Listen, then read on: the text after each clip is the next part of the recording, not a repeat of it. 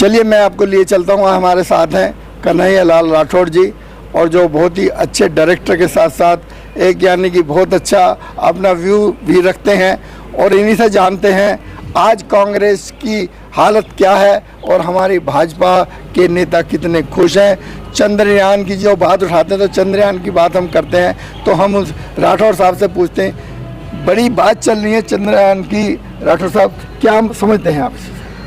कमल जी, पहले तो मैं लाइव न्यूज के सभी दर्शकों को और आपके चैनल के माध्यम से पूरे देश की जनता को चंद्रयान 3 जो चंद्रमा पर लैंड हुआ जी, उसकी सभी देशवासियों को बहुत बहुत शुभकामनाएं देता हूं जी, क्योंकि ये सिर्फ एक किसी सरकार की, किसी एक व्यक्ति विशेष की ये सफलता नहीं है कमल जी। ये सफलता हमारे देश के 140 करोड़ देशवासियों की सफलता है।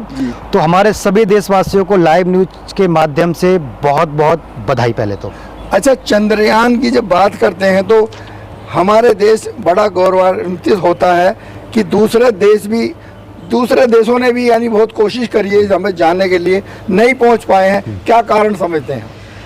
देखिए, भारत एक ऐसा देश है जहां पे टैलेंट की कोई कमी नहीं है, प्रतिभा की कोई कमी नहीं है।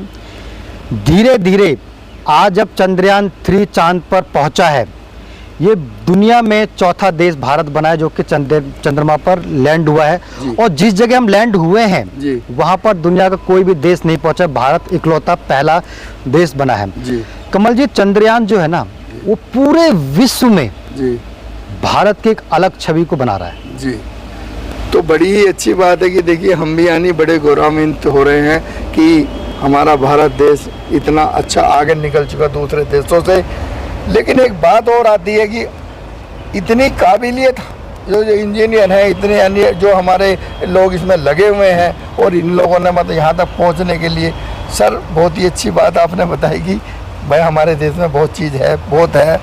लेकिन एक बात हमें बड़ा दुख होता है कि जो पढ़े लिखे लोग हैं जो आज हमें चंद्रमा तक लेके गए हैं, आप मुझे बता सकते हैं ये किस समय के पढ़े हुए लोग हो सकते हैं?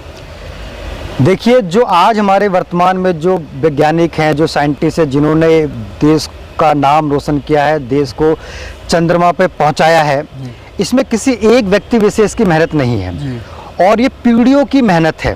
पीढ़ियों की।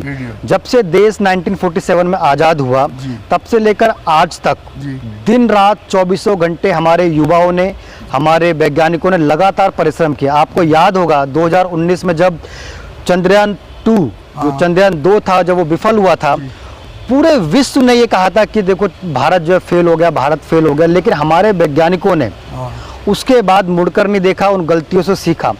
और जो आपने सवाल किया कि कब के पढ़े हुए लोग हैं, ये आज के पढ़े हुए लोग नहीं है, ये आज के वैज्ञानिक नहीं है। इन्होंने कई दशकों से मेहनत की है, और हमारे गरीबों के बच्चे, गाँव के बच्चे पढ़ लिख करके जा करके इसरो में आज जो काम कर रहे हैं, आप देखेंगे कि उसमें अधिकतर संख्या महिलाओं की है। तो जो माननीय प्रधानमंत्री जी ने कल इसरो के सेंटर पे पहुंच करके जहां हमारा चंद्रयान 3 लैंड हुआ, उसका नाम रखा है शिव शक्ति। और शिव शक्ति पॉइंट उसका नाम इसीलिए रखा क्योंकि आज के वर्तमान में हमारी जो महिला शक्ति है वो दिन रात देश का नाम आगे रोशन कर रही है, और महिलाओं का जो योगदान देश की तरक्की में हो रहा है, इसीलिए उसका नाम शिव शक्ति पॉइंट वहाँ पर रखा गया है। नहीं भी तो बड़ी अच्छी बात है, आपने बहुत कई चीज़ों से पर्दा उठा दिया है।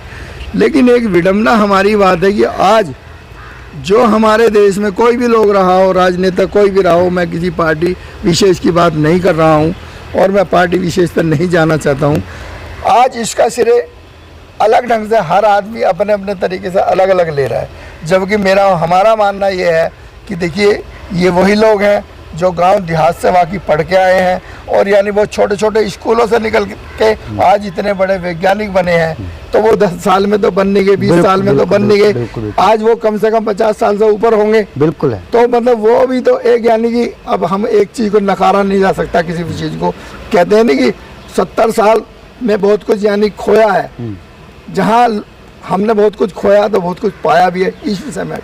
देखिए, जो आप इनडायरेक्टली वे में कहना चाहते हैं, मैं उसको डायरेक्टली कह देता हूँ। देखिए, जब हम बात करते हैं कि आज वर्तमान में भारतीय जनता पार्टी की सरकार है केंद्र में, केंद्र की जो सरकार है उसके नेतृत्व में हमारे वैज्ञानिक भी काम कर रहे हैं, डॉक्टर भी काम कर रहे हैं, इंजीनियर्स भी काम कर रहे हैं और उनको प्रोत्साहन भी मिल रहा है। जी। आपको मैं याद दिलाना चाहूँगा, और आपने न्यूज़ के माध्यम से, अखबारों के माध्यम से पढ़ा भी होगा कि जब पहली बार चंद्रयान मिशन लॉन्च किया गया और जिस जगह पर चंद्रमा पर उसको रखना था उसका नाम रखा गया था जवाहर पॉइंट। क्या रखा गया था? जवाहर पॉइंट, यानी जवाहरलाल नेहरू जी के नाम पर उसका पॉइंट रखा गया था। आज वर्तमान में माननीय प्रधानमंत्री जी ने क्या रखा है? शिव शक्ति। ये शिव शक्ति जो नाम रखा गया है किसी पार्टी का नहीं है, किसी व्यक्ति विशेष का नहीं है, किसी जाति का नहीं है, किसी धर्म का नहीं है। उस वक्त क्या रखा गया? सिर्फ एक परिवार का रखा गया।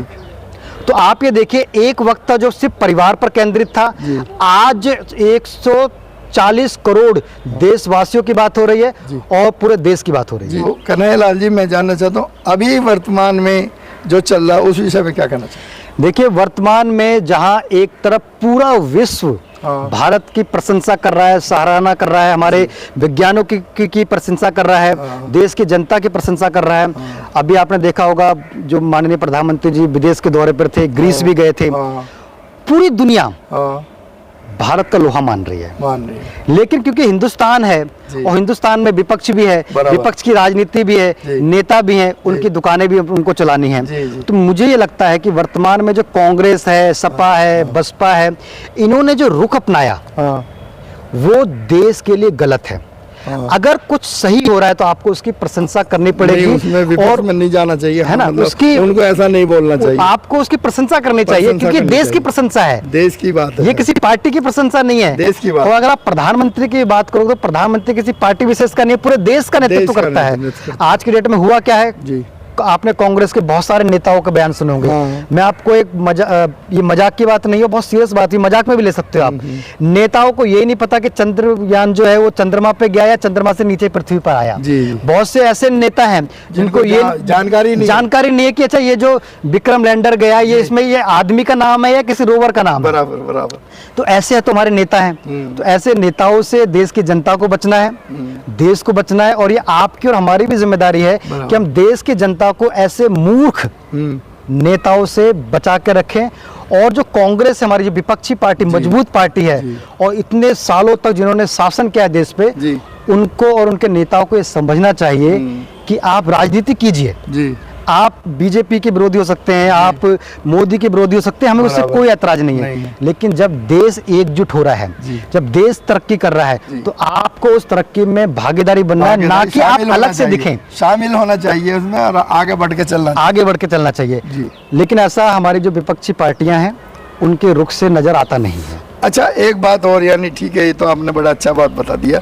अभी जो हमारे जो G20 का चल रहा है, G20 में हमारे भारत में विभिन्न देशों से लोग आएंगे और हमारे यहाँ बड़ा गौरव की बात है कि वो सम्मानित हमारे पर PM साहब करेंगे। लेकिन एक बात थोड़ी दिमाग में खटकती है जी, 3 दिन का लॉकडाउन करने जा रही है हमारी सरकार, इस विषय में आप क्या मतलब अपने विचार? देखिए, 3 दिन का लॉकडाउन नहीं है। आप ये देखिए कि G20 में 20 देशों के प्रतिनिधि यानी उनके राष्ट्रीय अध्यक्ष भारत में होंगे, दिल्ली की राजधानी में होंगे। आपको याद होगा जब अमेरिका के राष्ट्रपति जब भारत आए थे, कुछ ऐसी शक्तियों ने दिल्ली के अंदर दंगे फसाद कर दिए थे। अच्छा। अब आप ये सोचिए कि इतने सारे देशों के राजनेता जब यहाँ पर होंगे, अगर छोटी सी भी गलती यहाँ हो जाती है, कोई चूक हो जाती है, कोई मिस हैपनिंग हो जाती है, कहीं धरना प्रदर्शन हो जाता है, कुछ भी XYZ किसी के साथ हो जाता है, तो आप ये सोचिए कि हमारे देश की कितनी बड़ी तौहीन होगी, कितनी बड़ी तौहीन होगी, जो एक वक्त में यहाँ के राजनेता, यहाँ के लोग करवा चुके हैं। बिल्कुल। मेरा मानना यह है कि जो G20 है वो फिर से ये किसी एक व्यक्ति विशेष का कार्यक्रम नहीं है, किसी पार्टी का कार्यक्रम नहीं है, देश का कार्यक्रम है, और आपको भी और हमें भी उसमें सरकार की मदद करनी है। मैं पूरी दिल्ली की जनता से कहूँगा कि जो 3 दिन की जो अवकाश छुट्टी भारत सरकार ने घोषित की है, आप अपने घर पे रहिए, टीवी के माध्यम से, लाइव न्यूज़ के माध्यम से आप G20 के कार्यक्रम को देखिए, एंजॉय कीजिए, और ये देखिए कि आज वर्तमान में आपका भारत देश कितनी बुलंदियों को, कितनी ऊंचाइयों को छू रहा है। बहुत ही अच्छी हमारे कन्हैयालाल राठौर साहब ने बड़ी अच्छी रोशनी डाली, चंद्रयान पे भी बहुत अच्छा बोले, और यानी कि जो G20 पे भी इन्होंने पूरा साफ कर दिया है कि वाकई 3 दिन का अवकाश किस लिए ज़रूरी है, क्योंकि हमारे देश का एक गौरव है और हम किसी भी चूक को न्योता नहीं देना चाहते, इसलिए 3 दिन का अवकाश ठीक है। धन्यवाद। ये थे हमारे साथ कन्हैया लाल राठौर। धन्यवाद।